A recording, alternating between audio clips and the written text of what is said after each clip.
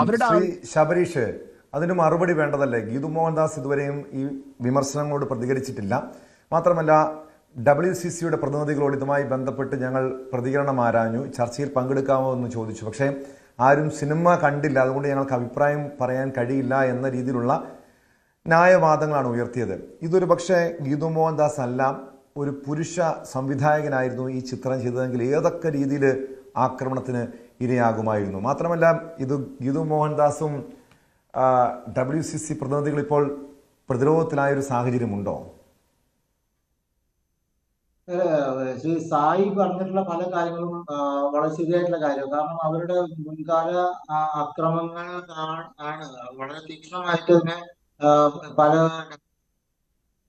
സിനിമയിൽ നിന്ന് അടർത്തിയെടുത്ത് വിമർശിച്ചതിന്റെ പശ്ചാത്തലത്തിലാണ് ഈ വിമർശനങ്ങളും ഇത്തരം ഒരു ചർച്ചയും തന്നെ നടക്കുന്നത് എന്നുള്ള കാര്യത്തിൽ സംശയമില്ല. മാത്രമല്ല, അതിനെക്കുറിച്ച് അവരെന്തെങ്കിലും ഇപ്പോ അത് മറ്റൊരു ഫിലിം മേക്കറോട് ചോദിച്ച ചോദ്യങ്ങൾ സ്വയം കേൾക്കേണ്ടി വരുമ്പോൾ അതിന് മറുപടി പറയാതിരിക്കുന്നതും ന്യായമല്ല.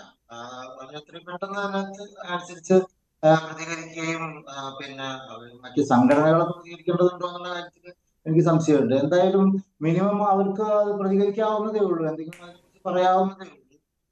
പക്ഷേ ഇത്തരത്തില് ഞാനത് മോഹൻദാസ് അല്ല സംസാരിക്കുന്നത്, ഞാനാണ് സംസാരിക്കുന്നത്. എന്റെ അഭിപ്രായമാണ് ഞാൻ പറയുന്നത്. എന്റെ അഭിപ്രായത്തിൽ എങ്ങനെയാണോ അവര് ഒരുപക്ഷെ അപക്വമായിട്ടുള്ള ഒരു രീതിയിൽ അവർ മുൻപ് നടത്തിയിട്ടുള്ള വിമർശനങ്ങളായിരിക്കാം ഇപ്പോഴത്തെ ഈ ചർച്ചകൾക്ക് നിദാനം.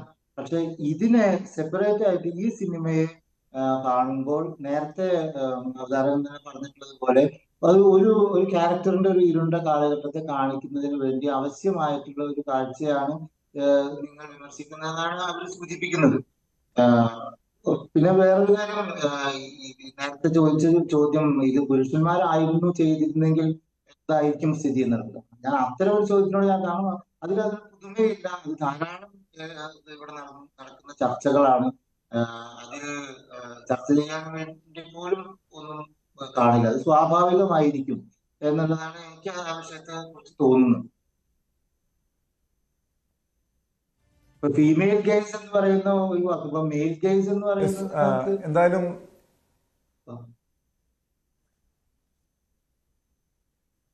പക്ഷേ നമുക്കറിയാം ഈ ഒരു സിനിമ ഇത് പലരും വിമർശനം ഉന്നയിക്കുന്നുണ്ട്. താങ്കൾക്ക് എന്താണ് തോന്നുന്നത്? ഇത് ഒരു ഗീതു മോഹൻദാസിന്റെ സിനിമയോട്, ടോക്സിക് എന്ന സിനിമയോടുള്ള ഒരു വിമർശനമായിട്ടാണോ കാണേണ്ടത്, അതോ ഗീതു മോഹൻദാസിന്റെ നിലപാടിന് അതിനെതിരെയുള്ള ഒരു വിമർശനമായിട്ടാണോ കാണേണ്ടത്? രണ്ടിലും ന്യായമുണ്ട്. കാരണം ഒരുപക്ഷെ ആദ്യമായിട്ട് ഈ സിനിമ ചെയ്യുന്ന ഒരു ഈ ഫീൽഡിലേക്ക് ഒരുപക്ഷെ ഇത്രയും ആളുകൾ റീഡ് ചെയ്യില്ല. അപ്പൊ നമ്മളൊരു അഭിപ്രായം പറയുമ്പോൾ അതിന്റെ ഒരു ഉത്തരവാദിത്വം കാണിക്കണമെന്നാണ് വിമർശകർ പറയുന്നത്. അപ്പൊ ആ അർത്ഥത്തിൽ അതാണ് പറഞ്ഞത്, അവര് തന്നെ അതിനനുസരിച്ച് മറുപടി പറയും. പക്ഷെ ഇതുപോലെ ഈ സായി പോലെ വേറൊരു പ്രേക്ഷകൻ എന്ന രീതിയിൽ ഞാൻ ചിന്തിക്കുമ്പോൾ എനിക്ക് ഞാൻ ഈ സിനിമയെ മാത്രമേ കാണുന്നത്. അവരെന്ത് പറഞ്ഞു എന്നുള്ള കാര്യത്തിൽ ഞാൻ അതും ഇതുമായി ചേർത്ത് വെച്ച് വായിക്കാൻ തൽക്കാലം എനിക്ക് തോന്നുന്നില്ല എന്നുള്ളതാണ്. ഞാൻ ഈ സിനിമയായിട്ട് കണ്ടു. എനിക്ക് ഇത്തരം എത്ര പ്രശ്നങ്ങൾ അനുസരിച്ച് തോന്നിയില്ല. പിന്നെ വേറൊരു കാര്യമുണ്ട്, പൊളിറ്റിക്കലായിട്ട് അങ്ങനെയൊക്കെ വിലയിരുത്തുമ്പോ ഇതടക്കമുള്ള ധാരാളം സിനിമകൾക്ക് അത്തരം റീഡിങ് ആവശ്യമാണ്.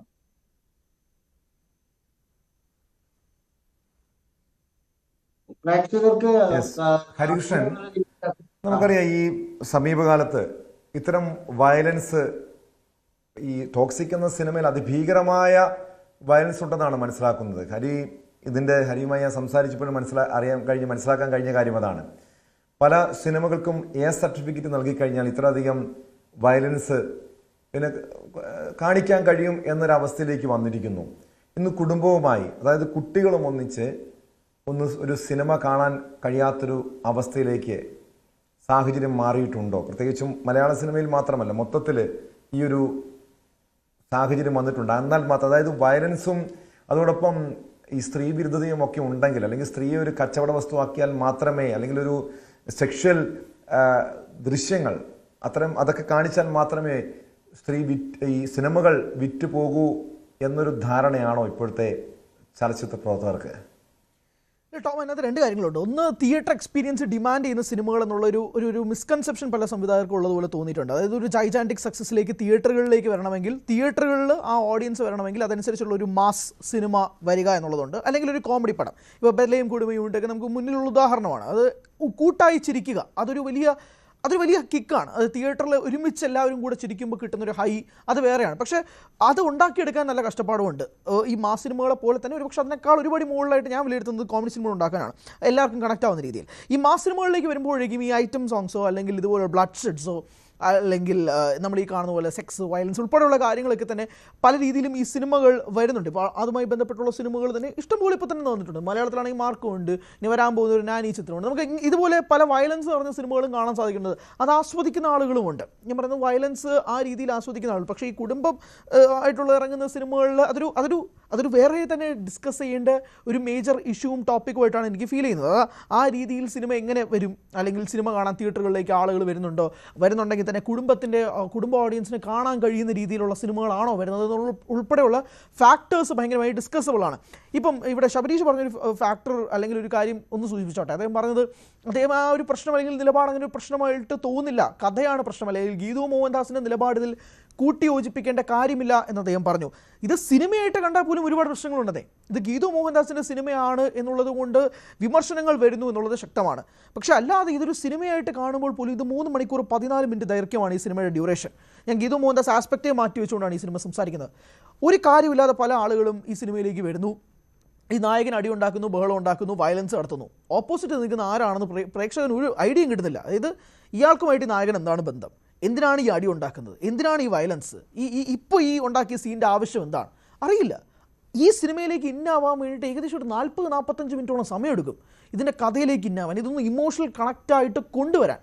ഞാൻ കാണുന്നത് തിരുവനന്തപുരത്ത് രാവിലെ 6 മണിക്കുള്ള ഷോ ആണ്. അവിടെ ഫാൻസ് എന്ന് പറഞ്ഞാൽ സ്വാഭാവികമായിട്ടും ആദ്യത്തെ ഷോ കാണാൻ വേണ്ടി ഇരിക്കുന്ന ആളുകളാണ്. അവർ ആ ഹൈപ്പിൽ വന്നാണ് സിനിമ കാണുന്നത്.